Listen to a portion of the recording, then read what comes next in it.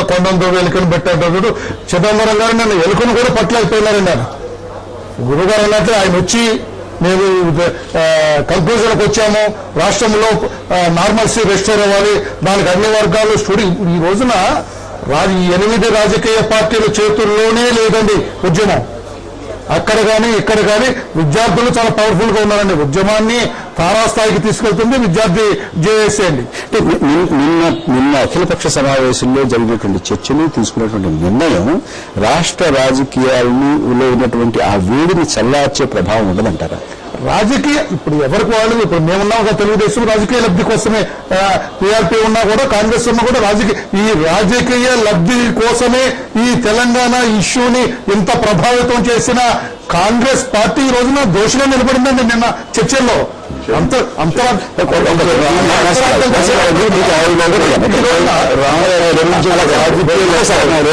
రాజకీయ లబ్ధి రాజ్య పార్టీ అయితే ప్రజారాజ్య పార్టీ కోస్తా ఆందోళన ఉంది, ప్రత్యేక ఆందోళన ఉంది. నరసింహరావు మీరు ఎలా చూస్తున్నారు? ఇప్పుడు రాష్ట్రం అంతా కూడా ఉద్రిక్త పరిస్థితులు ఉన్నాయి. అక్కడ ఇక్కడ కూడా నేను జరిగే మీటింగ్ అది చల్లారుస్తాయి తప్ప రాష్ట్ర విజయం సంబంధించినగా నేను భావించట్లా. ఆ ఉద్రేక పరిస్థితి చల్లార్చి శాంతిని ఏర్పరచడానికి జరిగిన మీటింగ్ నిన్న అందరూ కూడా దానికి అంగీకరింపు చేశారు, అంగీకరించారు. అసలు అన్నిటికన్నా కీలకమైన విషయం ఏంటంటే భారత ప్రభుత్వానికి అసలు రాష్ట్ర విభజన మీద దేశవ్యాప్తంగా ఇందాక ఎవరు కూడా చెప్పారు. ఇక్కడికి కర్ణాటకలో కూడా కొత్తగా వచ్చింది డిమాండ్, కూరుగ్రామం ఇంకో డిమాండ్. రాష్ట్రాల విభజన మీద ఎలా ఉండాలి, పైగా ఈ భాషా ప్రయుక్త రాష్ట్రాలను విభజిస్తే ఎలా విభజించాలి, ఏ ప్రాతిపదిక విమర్శించాలి, దాన్ని విభజించాలి. అలాగే క్యాపిటల్ ఉన్న ప్రాంతాన్ని, రాజధానిలో ఉన్న ప్రాంతాన్ని విభజిస్తే ఏ ప్రాతిపదిక మీద విభజించాలి అనేది కేంద్ర ప్రభుత్వానికి స్పష్టమైన అభిప్రాయం ఉండాలి, విధానం ఉండాలి. ఆ విధానం లేదన్నది దాంట్లో వెల్లడైపోయింది. అది ఇటువంటి విధానం లేదు కేంద్ర ప్రభుత్వానికి, పార్టీలకు కాదు. కేంద్ర ప్రభుత్వానికి ఎటువంటి విధానం లేదు. ఆ విధానం లేకపోతే వాళ్ళ విధానాన్ని ఏర్పరచుకోవాలి. సుప్రీంకోర్టు సలహాలు కండి, ఇంకా పెద్ద సలహాలు కండి, దానికి కమిటీ ఉంది. మీరు ఒక విధానాన్ని ఏర్పరచుకోండి. విధానాన్ని ఏర్పరచుకోతే ప్రతి ఒక్కరు కన్ఫ్యూషన్. ఎవరైనా నిరాదరణ చేసి ఎవరైనా గలం చేస్తే రాష్ట్రం ఇచ్చేస్తారా? ఇస్తారు. వీళ్ళకి ఎవరు అసలు అక్కడ 10 మంది ఎంపీలు ఇచ్చారు, అక్కడ మొత్తం వారు అక్కడ నిరాదరణ చేస్తున్నాడు, ఇచ్చేస్తారా? ఇటు వాళ్ళ ప్రభుత్వం దోషిగా నిలబడింది. కేంద్ర ప్రభుత్వం పార్టీ, కాంగ్రెస్ పార్టీ తెలుగుదేశం ఎవరో కాదు, కేంద్ర ప్రభుత్వానికి ఎటువంటి విధానం లేకపోతున్నది మన దేశంలో ఉన్న మనందరూ కూడా అవును కదా. అంటే కేంద్ర ప్రభుత్వం ఈ మొత్తం వ్యవహారాన్ని ఎలా వీక్షిస్తోంది, దాని దృష్టి ఏంటి, దాని వైఖరి ఏంటనేది నిన్న తేడతలం కాలేదంటారు. అసలు వాళ్ళ విధానం పద్మరాజు గారు, నిన్న జరిగినటువంటి చర్చలు, ఆ చర్చల సారాంశం రాష్ట్ర రాజకీయాల మీద దాని ప్రభావం ఎలా ఉంటుందని మీరు అనుకుంటున్నారు? నిన్న చిదంబరం గారు 8 పార్టీలకు సంబంధించినటువంటి వివిధ నాయకులతో చర్చ జరపడం ఎంతైనా ఆహ్వానించదగింది. ఇది ఒక శుభ పరిణామంగా నేను భావిస్తా ఉన్నా. ఎందుచేతనంటే ఇప్పటికీ అటు సమైక్య ఆంధ్ర కోసం కానీ తెలంగాణ కోసం కానీ ఇరు వర్గాలు కూడా ఒక ఘర్షణ వాతావరణంలో వెళ్తున్నటువంటి ఈ తరుణంలో శాంతి సామరస్యాలకు మన తావివ్వడం ద్వారా మరలా రాష్ట్రంలో ఈ సమస్యకి ఒక కొలిక్కి తీసుకురావడానికి కేంద్రం తీసుకున్నటువంటి ఈ చర్య ఎంతైనా అభినందనీయం, హర్షణీయం అని చెప్పి నేను భావిస్తా ఉన్నా. నిన్న జరిగినటువంటి ఈ సమావేశంలో వివిధ పార్టీలకు సంబంధించినటువంటి వారి ఆలోచన సరళి, వారికి ఉన్నటువంటి దీని మీద ఉన్నటువంటి అనుమానాలు కానీ అపోహలు కానీ ఇవన్నిటినీ కూడా చిదంబరం గారి దృష్టికి తీసుకురావడం ద్వారా ఒక మంచి వాతావరణం అక్కడ వచ్చింది. పద్మరాజు గారు తప్పనిసరిగా ఇది పద్మరాజు గారు నిన్న వాస్తవానికి నిన్న చిదంబరం గారు పెట్టినటువంటి సమావేశం ఎజెండా ఏంటంటే చర్చలు ఎలా జరగాలి, what should be the road map for consultations అనేది మెకానిజం ఎలా, ఏ రకమైన మెకానిజం ఇవాల్వ్ చేయాలి, దాని రోడ్ మ్యాప్ ఎలా ఉండాలి అనే దాని మీద ఆయన ఇచ్చినటువంటి ప్రసంగ పాఠంలో కూడా ఆ లైన్స్ బాగా బోల్డ్ గా హైలైట్ చేసి చూపించారు.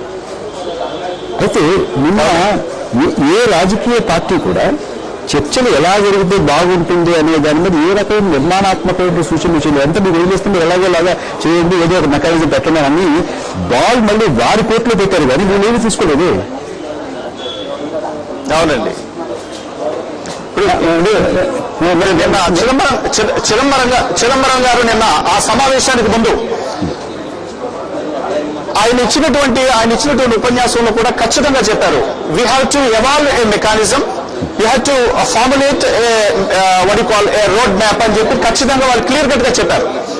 కానీ దానిలో పాల్పంచుకున్నటువంటి 8 పార్టీలకు సంబంధించిన వారు కూడా వారి యొక్క పార్టీ ఆలోచన సరళి చెప్పారు, వారి యొక్క అనుమానాలు కానీ అపోహలు కానీ అన్ని కూడా అక్కడ పొందుపరిచారు. కానీ అటు మెకానిజం ఎలా ఉండాలనేటువంటి కార్యాచరణ ఏ విధంగా ఉండాలని కానీ రోడ్ మ్యాప్ ఎలా ఉండాలనేటువంటి విషయంలో మాత్రం ఏ పార్టీ చెప్పలేదు అనేటువంటిది మీరు యథార్థం వాస్తవం, దాంట్లో ఏ విధంగా లేదు.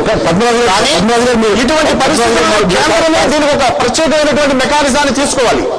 పద్మరాజు గారు మీరు కాసేపు ఉండగలగా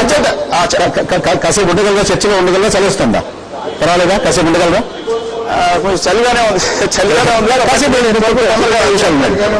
కాసేపు ఉండండి దయచేసి. నిన్న వారు ఇచ్చినటువంటి ప్రారంభ ఉపన్యాసంలో to deliberate on the mechanism and lay down a roadmap for the consultation. This is the main agenda. దాని గురించి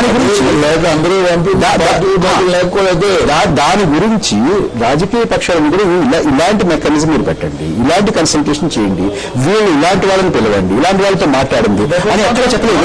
ఇట్ వాస్ డన్ తెలియక అందరూ ఎందుకు అవుతున్నాయి 14 అన్నారు. మీకు తెలిసిన విషయం అక్కడ స్పష్టంగా అన్ని పార్టీ వారు బయటకు వచ్చి చెప్పింది అది. తర్వాత బ్రీఫింగ్ ఇచ్చింది కూడా చెప్పింది కూడా ఇచ్చారు. First normalcy has to be restored. అదేంటంటే దయచేసి వినండి, చెప్పండి. చర్చలు జరిగే ముందు నార్మల్సీ రెస్టోర్డ్, తర్వాత formulate committee comprising of all walks of life, like students, farmers, unions, NGOs. Did not mention his note. I note పార్టీలు కోర్టు చేసింది, పార్టీలు అడిగారు ఆయన నోట్లో ఆయన లైక్ దిస్ అని చెప్పి రామారావు గారు చెబుతుంది ఎక్కడ మెన్షన్ చేయలేదండి. ఆయన నార్మల్సీ అది రెస్టోర్డ్ ఓన్లీ ఆంధ్రతోంది డిస్కషన్ అది వచ్చిన తర్వాత కానీ నేను అడుగుతున్నాను సార్, ప్రైమ్ మినిస్టర్ కన్సల్ట్ చేసి I will make a statement అని నిన్న మధ్యాహ్నం 2:30 అన్నారండి ఆయన. ప్రైమ్ మినిస్టర్ కూడా ఈ రోజున ఒక రాష్ట్రము అట్టుడికి పోతుంటే ప్రైమ్ మినిస్టర్ కూడా proper response and importance to the issue. ఈ ఇష్యూ గురించి పట్టించుకోకుండా నిన్న మధ్యాహ్నం నుంచి కూడా కేంద్ర హోంమంత్రి ప్రైమ్ మినిస్టర్ ను కలిసి ఇంత ఇష్యూ బర్నింగ్ ఇష్యూ గురించి సెటిల్ చేయకుండా, ఒక ప్రకటన చేయకుండా తాత్సారం చేయడం ఎంత సార్? రేపు కేబినెట్ మీటింగ్ వరకు దాన్ని తాత్సారం చేస్తారండి. బర్నింగ్ ఇష్యూ రోజున రాష్ట్రంలో బర్నింగ్ ఇష్యూని కేంద్ర హోంమంత్రి గారు ఏమన్నారు, నేను I will discuss with prime minister and I will make a statement అని నిన్న 2:35 ఈ మేడ్ ఏ స్టేట్మెంట్. ఇంతవరకు కూడా ఒక ప్రైమ్ మినిస్టర్ కలవలేదండి ఆయన. Prime minister అడగొద్దండి.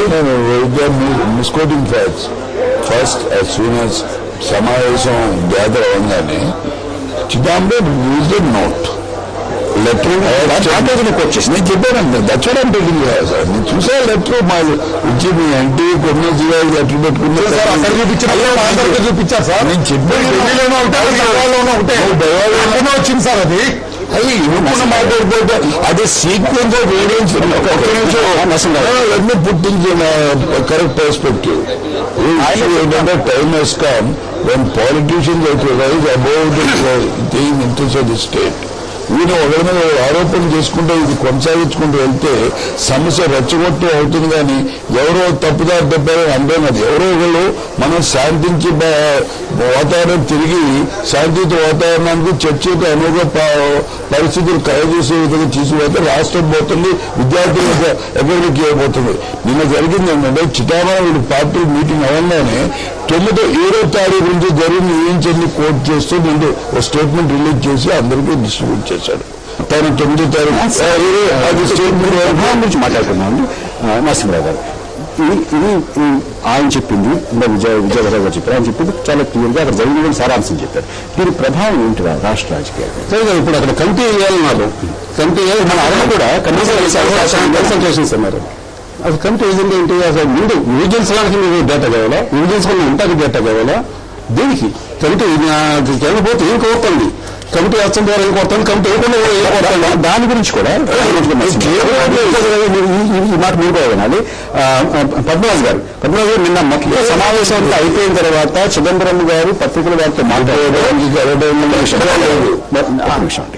asked if there would be a Telangana state, Mr. Chidambaram said, I quote, "We are trying to help the political parties of Andhra Pradesh find the answer to the issues of the state. We're here to help.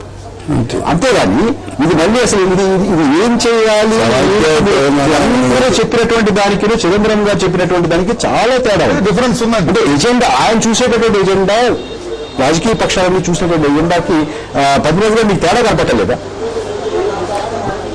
ఉందండి. ఇప్పుడు actual గా చిదంబరం గారు ఆలోచన ఏంటంటే solution ఆయన చెప్పే కన్నా అసలు ఎవరైతే ఈ సమస్యకి ఎవరైతే వాళ్ళు ఆందోళన చెందుతారో వాళ్ళ యొక్క ఆలోచన సరళంతా కూడా ముందు తెలుసుకోవడం ద్వారా దీనంతా క్రోడీకరించి ఫైనల్ గా వారి డెసిషన్ చెప్పాలనేటువంటి ఆలోచనలో ఉన్నట్టుంది.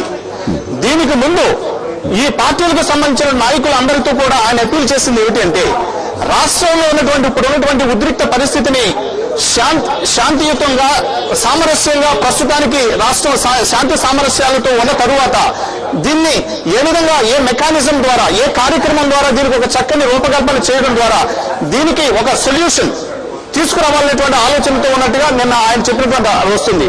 అదేవిధంగా ఆయన అన్ని పార్టీలకు అప్పీల్ చేసింది ఏమిటి అంటే మీరందరూ కూడా ఈ స్టేట్మెంట్ మీద మీరు అంగీకరించి మీ ప్రాంతాలకు వెళ్లి మీ ప్రాంతాల్లో ఉన్నటువంటి ఆ అలజడిని కానీ ఆ ఉద్రిక్తను కానీ మరి అశాంత వాతావరణాన్ని కానీ తగ్గించడానికి మీరందరూ కూడా మరి చర్యలు తీసుకోవడం ద్వారా దీనికి మనం అనుకునేటువంటి ఈ సమస్య మీద ఒక పరిష్కారం రావడానికి మరి ప్రయత్నం చేద్దామనేటువంటి నరసింహరావు గారు మీకు మొత్తం మీద సారాంశం ఏమనిపిస్తుంది? అంటే ప్రాబ్లం ఐడెంటిఫై చేయాలి. ఆయన బ్రహ్మాండం చెప్పారు చిదంబరం.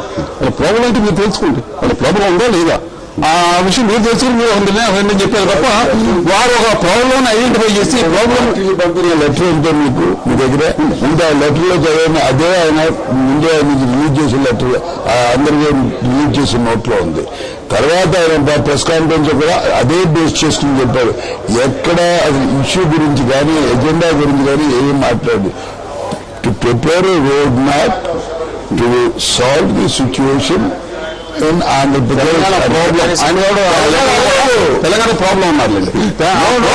ఆ ప్రాబ్లం ఆ సమస్యను పరిష్కరించడం కోసం అంటే ఫార్మర్స్ కానీ లేక ఉండాలి కలిసిపోయి ఉండాలా అని కానీ వారికి అసలు తెలంగాణ ప్రాబ్లం ఎక్కడ లేదు. ఇప్పుడు మరో చిన్న విరామం తీసుకొని విరామం తర్వాత మళ్ళీ మన చర్చను కొనసాగించుకోవాలి. అసలు అడ్డుగా అది